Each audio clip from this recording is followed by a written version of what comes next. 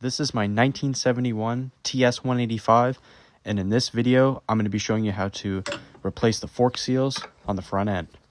Here I am just hanging the bike up with a ratchet strap, and I'm just using my center stand to keep everything stable. First thing we're going to do is we're going to remove the fork brace, which in this case wasn't that hard, but what I recommend doing is actually taking the wheel off first. It's going to save you some hassle. If you don't want to take off the wheel, you can just deflate the tire though as well. When doing this, you want to make sure you don't crack the fender. It is very easy to do, so just make sure that you steer clear of that. Here I am just removing the drum brake. With this one, it's a little bit stiff, so it's turning the whole cable. So what I ended up doing is just using a plier to kind of hold it in place, and then I'm just using my 14mm to loosen things up. And I'm going to pull the cable through and take the return spring out. And this axle, holy smokes, it was on super duper tight.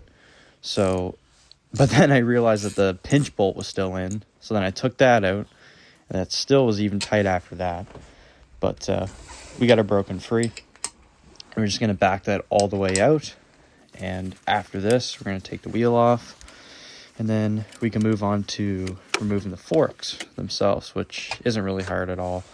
And with this kind of stuff, you just got to be careful because there goes the whole bike. It didn't knock over, but it definitely scared the crap out of me because, it almost hit my face. But we're just going to take that fork brace out, see how much easier that is, just like that.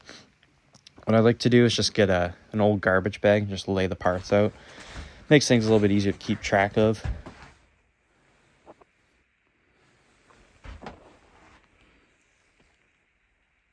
These fork seals definitely need to be changed.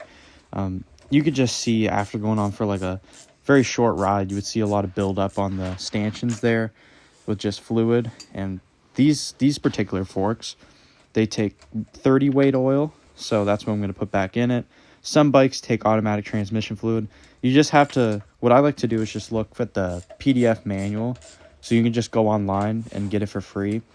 And you just type in your year of the bike and you put in your model and stuff. And it'll just pop it up. And then you can just look through and screenshot stuff. That's all I've ever done. But here I'm just removing all the bolts there. So now we're going to pull out the forks. These came out really freaking well. This is a 50-year-old bike and they're just sliding out like new. So that just goes to show you that the old stuff was built really freaking good, and they greased everything. And they don't seem to do that nowadays. But anyway, we're going to get those other side bolts out, and we're just going to pull the other fork out. Now these forks are a little pitted, but for how old they are, we're not going to really worry about it. And like I said, the seals are dry rotted. I think if we just clean them up with an SOS pad or some kind of a emery cloth, we'll be fine. For this, I'm just using some brake clean, and you don't want to go crazy. You just want to get it a little bit better because I just bought the seals themselves and not the dust covers. So if those get kind of messed up when you slide them off, that might cause a dirt ingress to get in there and mess up your good ones. So that's why I'm just making sure the stanchions are clean and free of dirt. But this job so far has been pretty good, but as you're about to see, the hard part is yet to come. So we're just going to use some Seafoam Deep Creep, and this is going to help break free those top caps. And this was a pretty hard part because you have to try and turn them out while holding the forks in a vise and using this vise grip.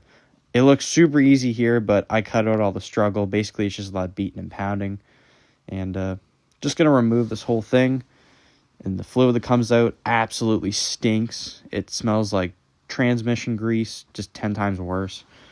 So just taking out the little spacer there, a couple washers. And I've never taken these forks apart before, so it's kind of just trial by error. There goes everything. So inside here, we just had a small spring followed by a large spring and some different spacers and stuff. But the weird one about this is the fact that I can't take the lowers off. So most forks, you can just basically remove the bottom bolt and pull the lowers off, and there you go.